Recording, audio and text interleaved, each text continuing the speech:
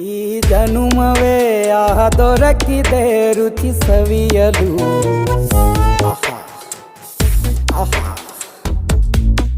ಈ ಜಗವಿದೆ ನವರಸಗಳ ಉಣಬಡಿಸಲು. ಬಿಸಿ ಬಿಸಿ ಇದೆ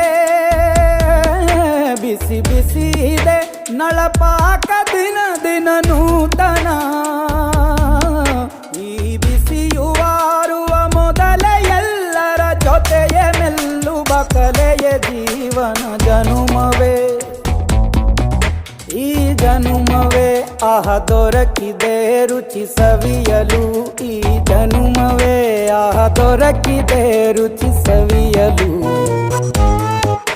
ಈ ಜಗವಿದೆ ನವರಸಗಳ ಉಣಬಡಿಸಲು.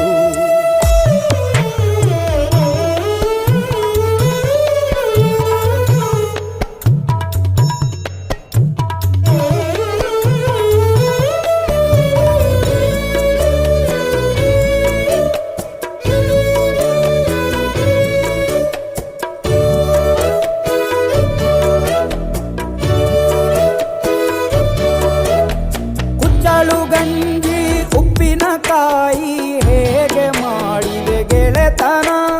ತುಪ್ಪಕ್ಕೆ ಬಿದ್ದ